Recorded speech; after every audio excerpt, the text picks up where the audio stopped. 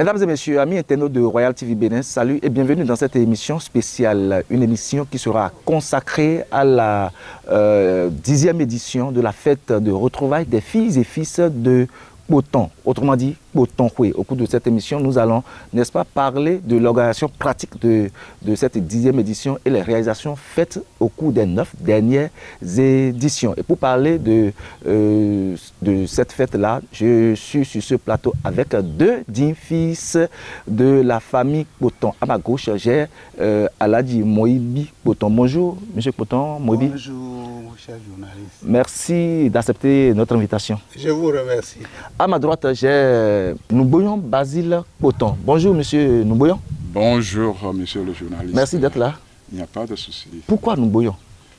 Nouboyon est arrivé, c'est un nom, prénom indigène, que mon grand-papa Juan Soublé m'a donné.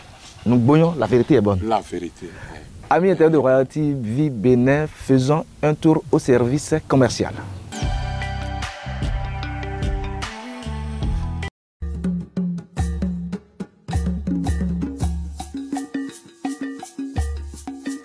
Bonne nouvelle!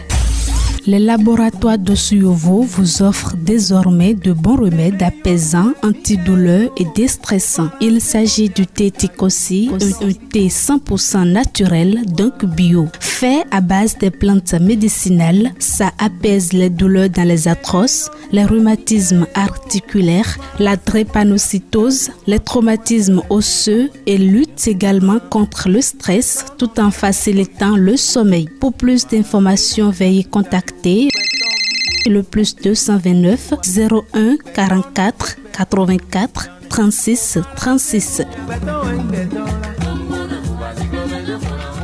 Avec le thé Tikosi, procurez-vous une santé meilleure et maintenez votre humeur toujours bonne.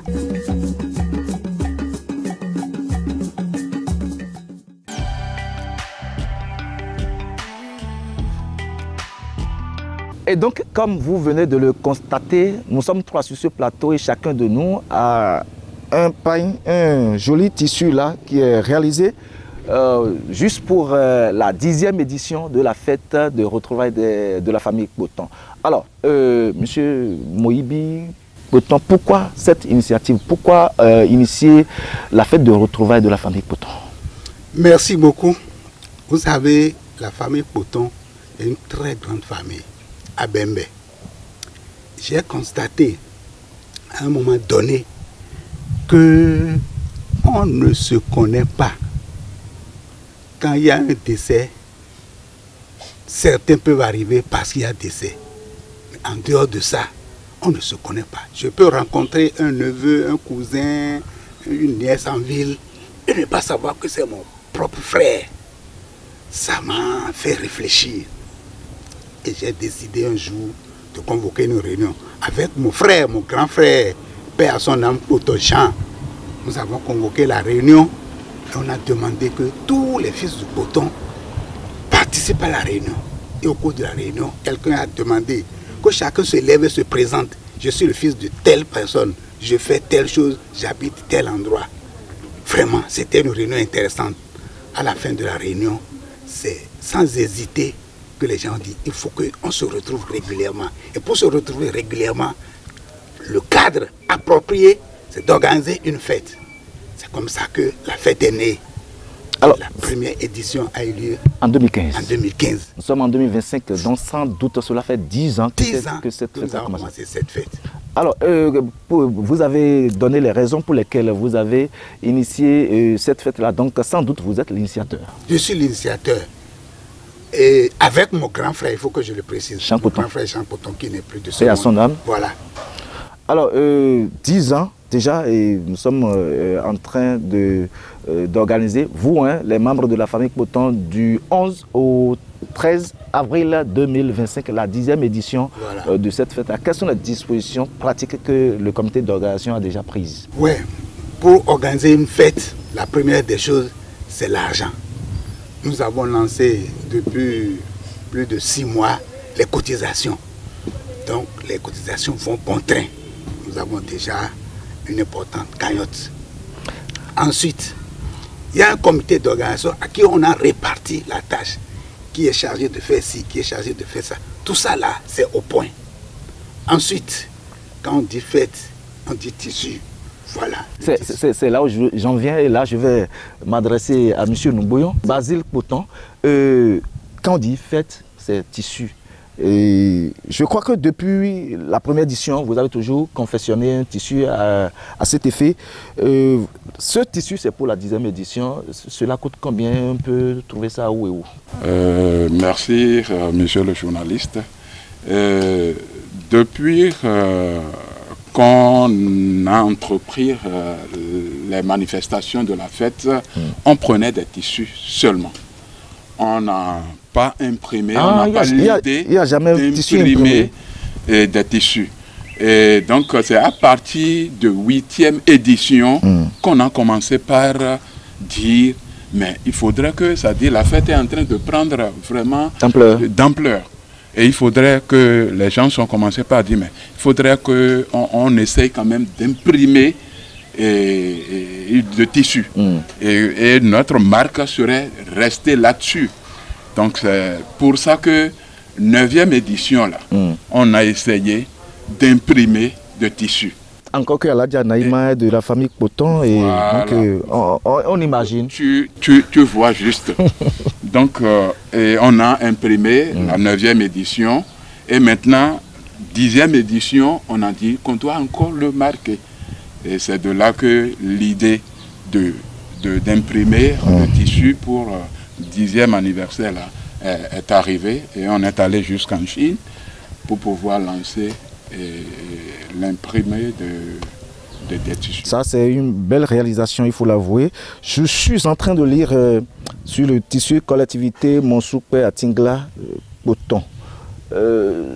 Est-ce que quand on dit la famille Poton, c'est seulement à Bembe, ou bien, dites-nous, cette famille se retrouve où et où? Non, la base c'est Bembe. Mais quand on va parler de la famille Poton aujourd'hui, la racine, c'est-à-dire, c'est un peu partout. Hors même du Bénin. Du Bénin. Hein? Donc on doit retrouver les Potons à Joblissé, on doit retrouver des Potons à Boycon. Dans le zoo? Dans le zoo. Ah bon? Le zoo. Et c'est les mêmes Potons? Et c'est les mêmes Potons. Pour te donner fait chose, moi j'ai quitté maintenant Dasso dans la commune de Mouéhi pour être là. Ah, donc oui. Vous, c'est pas Poton qui est ici? Je viens toujours de Bembe. De Bembe même? De Bembe, mais je suis installé dans le zoo. Okay. Donc là, ça démontre que on a couvert tout le territoire. Tout le territoire du Bénin, et même dans la diaspora. Même à Djougou, il y a les Potons. Il y a des Potons. On les appelle comment? Les Potons de Bembe. Les Potons de Bembe. Oui. On parlait du tissu. Cela coûte combien, ce tissu-là? Le tissu, bon, on a mis ça de prix qui doit être à la portée de tout le monde. C'est à 14 000. Francs CFA. 14 000. La pièce? La pièce. Ah, il manquait cette précision-là. Oui, oui. On peut trouver le tissu où et où? Il y a des points de vente à Bembe. Allez à Bembe, vous allez retrouver ça. Et quand on va à Cotonou, à Kpakpa, on doit retrouver ça. À Bégamé, on doit retrouver ça.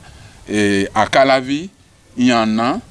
Et à Dasso, chez moi là-bas, il y en a. Et ceux qui sont à Porte-Novo? Et ceux qui sont à Porte-Novo, il y en a. Il y a un dépôt à Porte-Novo. Point de vente. Les points de vente à Porte-Novo. Merci. Monsieur Mouébi Poton, quand dans une fête, il y a toujours tissu, il y a problème d'argent, mais les gens disent que c'est l'argent qui gâte la fête. Et vous, est-ce que quand on dit fêter, c'est seulement manger, boire, se retrouver ensemble en fait? Merci, monsieur le journaliste. Avant de répondre à cette question-là, je vais revenir un peu sur le problème du tissu. Vous voyez, il a dit qu'on prenait des tissus sur le marché. À la 9e édition, on a pris un tissu sur le marché et on a trouvé un sérigraphe qui nous a mis des cachets dedans. C'était imprimé, mais ce n'est pas à l'usine. Voilà. Mais pour la 10e édition, pour donner le cachet spécial. De la 10e édition, alors on est allé jusqu'en Chine. C'est pourquoi vous voyez que le tissu est vraiment beau.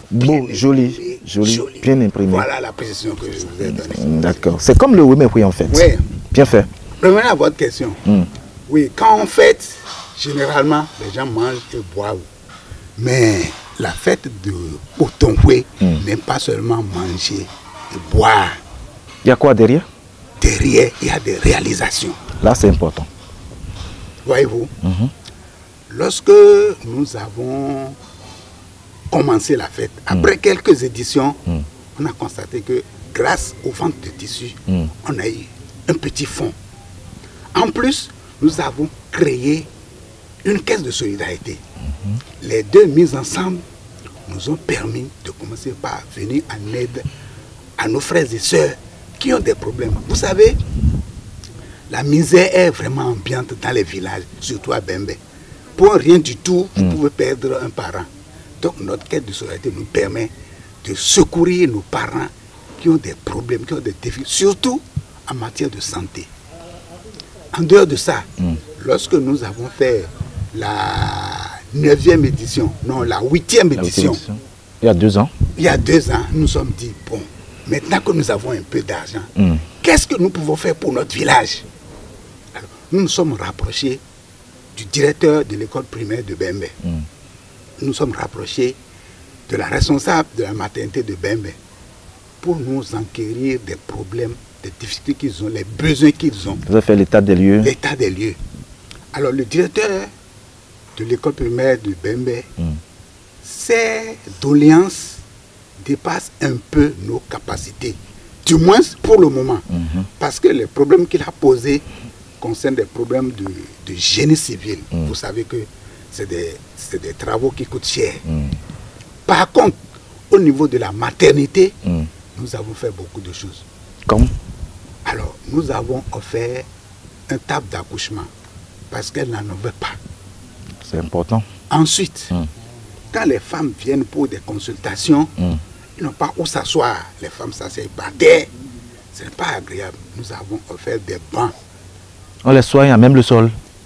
Voilà. Désormais, les femmes ont de quoi s'asseoir lorsqu'ils vont aux consultations prénatales. Quand on accouche un bébé, on met ça sur un plateau pour peser le bébé. Il n'en avait pas. Nous avons offert une balance pour que désormais, quand un bébé naît, automatiquement on prend son poids. Ah, c'est important. Ça, c'était en 2023, la 8e édition. Oui. Pour la 9e édition, c'est-à-dire l'année dernière, il y a un marché de nuit à Bembe. Vous savez, il n'y a pas de courant à Bembe. Non. Donc la nuit, les femmes vendent dans l'obscurité. Donc les lampions pour éclairer leurs marchandises. Alors nous avons offert 2 lampadaires solaires, ce qui leur permet d'éclairer vraiment la place publique. Là, ce n'est que le début. Avec le temps, tout à l'heure peut-être on va en arriver. Ce que nous projetons de faire les années à venir, on va en parler. C'est ça, je vais prendre M. Nouboyon, Basile Boton. La 10e édition, c'est une édition spéciale. Quelles sont les dispositions que vous avez prises pour marquer cette édition-là? Oui, merci, monsieur le journaliste. On a pris des dispositions pas mal. Et que Dieu puisse nous arriver en aide à les réaliser, et comme les précédents. Donc, dans l'avenir, dès qu'on va finir, ou bien avant le démarrage des fêtes, on a prévu faire l'éclairage, au moins dans tous les quartiers de Bembe. Bembe a combien de quartiers? Bembe a jusqu'à 6 quartiers. 6 quartiers. 6 quartiers. Donc, on a prévu vraiment faire ça. Vous les connaissez? Oui. Pardon. C'est dans Bembe, il y a Akpadon? Il y a Akpadon. Ou bien c'est dans l'arrondissement, il y a Akpadon? Puis j'entends Akpadon. Akpadon, il y a Bembe 1 et Bembe 2. Donc, on est sur Bembe 1 d'abord. D'accord. On est sur Bembe 1 d'abord. Donc, on pense faire l'éclairage dans les coins et précisément dans la maison Poton. Il faudrait que, quand on rentre dans le village, il faut remarquer qu'on est en train de faire quelque chose. Vraiment, c'est dans la maison, et il y a quelque chose qui se fait. Je ne sais pas, à l'approche de la fête là, vous allez dans la forêt sacrée de Bamaison, qui est sur votre territoire, pour des rituels, et des consultations, des sacrifices. Pourquoi ça? Bon, vous savez que quand une famille est debout, il vient de quelque part. Hein, il vient de quelque part dans Bas-Maison. Bas-Maison qui est là, c'est là où est né les 7 clans de Wémé. Dont notre descendant Zongla s'est basé là. Et Zongla, quand on parlera d'aller voir la tombe de Zongla, c'est dans Bas-Maison. Et il n'a pas été enterré dans le temps, mais il s'est effondré lui-même. Il est parti. Et là, maintenant, c'est marqué. C'est là. Et c'est comme un site touristique. Donc, même s'il y a de crues et autres, là n'est jamais inondé. C'est comme une île. Pas île, mais c'est une terre ferme. Ah oui, c'est une terre ferme, mais il y a l'eau qui l'entoure. Mais ne vient pas là où ça. Monsieur Mouibi, oui. Pourquoi les sacrifices avant la fête? C'est une tradition que nous perpétuons. Nos parents, nos grands-parents, nos arrière-grands-parents, lorsqu'ils ont une manifestation importante, lorsqu'ils ont une cérémonie, ils vont toujours prier sur les assins de Zongla. Vous savez, on ne peut pas couper un arbre de sa racine. Jamais. C'est d'autres racines. Donc, nos parents vont toujours prier. Ils demandent à Zongla de l'assister. Ils demandent la permission à Zongla. Ils jettent les noix de cola pour voir si l'avenir est prometteur. Est-ce que les manifestations vont se dérouler dans de bonnes conditions, sans incident? Donc, nous avons l'obligation de perpétuer cette tradition-là. Vous savez, les morts ne sont pas morts, dit-on. Lorsque vous avez votre papa, votre maman qui est décédée, lorsque vous êtes en difficulté et vous l'invoquez, de vous venir en aide, c'est palpable. Ils sont là pour nous aider. Ce n'est pas seulement les saints des autres là, Saint-Pierre, Saint-Paul. Non, tous ceux qui sont morts sont des saints. Et lorsque vous les invoquez, eh bien, ils répondent présent, ils vous viennent en aide. Voilà pourquoi nous sommes tenus de perpétuer cette tradition-là. Alors, la fête de Potonkwe a déjà 10 ans. Qu'on veuille ou non, c'est une fête qui sera pérennisée. Est-ce que vous prenez des dispositions pour la relève? Vu absolument. En principe, cette émission, moi, je ne pensais même pas venir. Parce que les 2 dernières éditions-là, moi, j'avais dit, il faut que les jeunes prennent la place pour préparer la relève. Donc, il y a un petit qui était là tout à l'heure, il fait partie de ceux qui vont prendre la relève. Donc, la relève est assurée. La relève est assurée. La relève est assurée pour la pérennisation de la fête. Vous savez, aujourd'hui, quand on va parler de la jeunesse, nos ambitions, elles sont grandes et on déconne parfois. Est-ce que, en tant qu'initiateur, sage, vous promettez suivre ces jeunes, cette relève pour que la fête là soit toujours ce qu'elle était? On le fait déjà. J'ai dit que depuis 2 ans. Donc, depuis 2 ans, on regarde ce qu'ils font. On leur dit non, ça là c'est pas bon, il faut faire ceci, il faut faire. Et ils sont en train de se mettre sur la voie. Donc, on n'a aucune crainte de ce point de vue-là. On n'a aucune crainte. La relève sera bien assurée et dans 10 ans, la fête sera encore plus vivante qu'aujourd'hui. Ah, Inch'Allah. Appel à lancer à l'endroit des filles et fils de Poton du Bénin de la diaspora pour la réussite de la 10e édition. Non, eux aussi voient. Hein? Et ils entendent. Donc, on demande à toutes les filles et toutes les fils, tous les neveux, toutes les sœurs et frères qui se mettent encore derrière que la fête de Potonkwe n'est plus une petite fête. C'est une fête qui prend déjà beaucoup d'ampleur et qui doit aller très loin. Et nous demandons aussi à la diaspora, qui fait déjà, du Sénégal, on reçoit déjà leur participation, de la Côte d'Ivoire, de France et autres. Eux tous, ils commencent par mettre la main à la pâte. Donc il faudrait que ceux qui sont encore derrière puissent venir et qu'on puisse mettre la main ensemble pour pérenniser cette fête. Monsieur Moby Coton, le dimanche 13 avril 2025 prochain, ce sera l'apothéose. Qu'est-ce qui va se passer ce jour-là? Oui, comme d'habitude, le matin, il y aura une messe. D'action de grâce. Il y aura une messe d'action de grâce. Après la messe d'action de grâce, il y a des invités de marque qu'on va présenter. Nous avons une forte communauté au Nigeria qui n'avait pas l'habitude de participer physiquement à la fête. On va les présenter aux frères et sœurs qui ne les connaissaient pas. Après ça, nous allons d'abord faire une petite intermède musicale sur le plan traditionnel. Et plus tard, notre invité de marque en matière d'animation musicale va prendre la place.